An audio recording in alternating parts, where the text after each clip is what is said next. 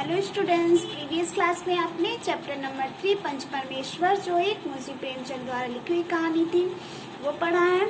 इसमें जुम्मन और अलगू दोनों अच्छे दोस्त थे। वो किस तरह जुम्मन हमेशा अलगू चौधरी से बदला लेने के लिए सोचता है, वही चीज हम लोग नेक्स्ट पेज पे पढ़ते हैं, 23 पेज नंबर। अब जुम्मन का क्या हुआ, ये अवसर जल्दी ही आ गया कि वो अलगू चौधरी से बदला ले सके। तो अलगू चौधरी ने बटेसर से 2 बैलों की एक अच्छी जोड़ी लाए थे। देवयोग से क्या हुआ था कि पंचायत के 1 महीने बाद ही क्या हुआ, एक जोड़ी जो बैल थी वो मर गई। अकेला बैल किस काम का आया, तो उन्होंने सोचा कि क्यों ना इस बैल को बेच दिया जाए। फिर समझू साहू जो एक गांव में रहते थे, उनके इक्का हाँकते थे, जो गुड़ और घी लाद कर मंडी ले जाते और मंडी से तेल नमक लाते और गांव में बेचते थे। तो उनका मन जो था वो बैल पे लहरा गया। उन्होंने सोचा कि यह बैल हाथ लगे तो मैं दिन भर आने जाना हो जाएगा, 3-4 खेप, तो आजकल तो एक ही खेप में ही लाने पड़ते हैं। तो बैल देखकर ही मोल तोल किया और उसे लाद कर द्वार पर बांध ली। 1 महीने बाद ही दाम चुकाने का जो था वादा उन्होंने कर दिया।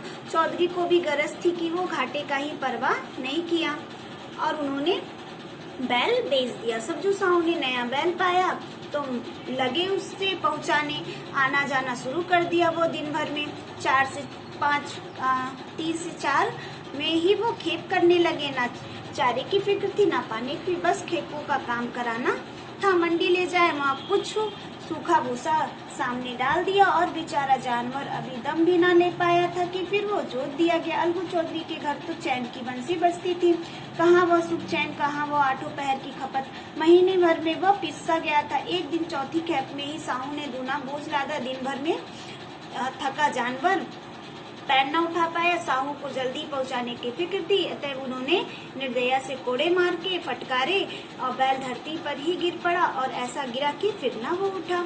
तो इस घटना को हुए कई महीने बीत गए।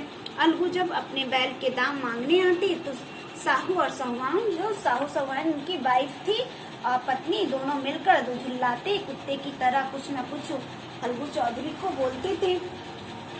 तो इस तरह से वो दोनों मिलकर उसे हमेशा कुछ न कुछ बोलते रहते थे। परामर्श किया कि इस तरह से सिर्फ फुटवाल से काम नहीं चलेगा, पंचायत कर लो, जो कुछ तय हो जाए उसे स्वीकार कर लो। साहू जी राजी हो गए। अलगू ने भी हामी भर दी। क्या हुआ, अलगू ने भी हामी इस बात के लिए भर दी। ठीक है, फिर पंचायत बैठी। रामधन मिश्र ने कहा, बोलो चौधरी किसके पंच बताएंगे। तो इस तरह से उन्होंने पूछा कि चौधरी तुम किसको पंच तय करोगे। तो अलगू चौधरी ने भी दीन भाव से कहा, समझू साहू से ही पूछ लिया जाए। तो समझू साहब खड़े होकर कड़का कर बोले, मेरी ओर से तो जुम्मन शेख होगा। तो ये बात सुनकर तो जुम्मन शेख का नाम सुनते ही अलगू चौधरी का जो कलेजा था वो धक धक करने लगा। किसी ने अचानक ही जैसे लगा कि उसके गाल पे कोई थप्पड़ मार दिया हो। तो किसी ने पूछा क्या चौधरी तुम्हें कोई दिक्कत है। चौधरी ने निराश होकर कहा, नहीं मुझे कोई दिक्कत नहीं है। सरपंच का मुख्य आसन ही ग्रहण करते हुए ही, जो सरपंच का कौन, जुम्मन शेख ही जैसे ही सरपंच का आसन ग्रहण करते ही शेख के मन में अपनी जिम्मेदारी का भाव पैदा हो गया। शेख के मन में, जुम्मन शेख के मन में अपनी जिम्मेदारी का भावना पैदा हो गया। उन्होंने सोचा, मैं इस वक्त न्याय और धर्म सर्वोच्च का आसन पर बैठा हूँ, मुझे मेरे मुंह से इस समय जो कुछ भी निकलेगा वह देववाणी के सौदे से, अतः मेरा सत्य से जो भर भी हटाना उचित नहीं है। तो पंचों ने दोनों पक्ष के सवाल जवाब किए। अंत में जुम्मन ने फैसला सुनाया, अलगू चौधरी और समझू साहू, पंचों ने तुम्हारे मामले पर अच्छी तरह से विचार किया। समझू को उचित है कि बैल का पूरा दाम दे। तो इस समय उन्होंने बैल लिए, मतलब जिस समय उस समय बैल लिए थे, उस समय क्या हुआ था कि बैल बीमार नहीं था, लेकिन क्या हुआ, ज्यादा काम कराने की वजह से वो बैल बीमार पड़ गया और उसे खाना पीना भी नहीं दिया गया था और इसलिए वो मर गया था।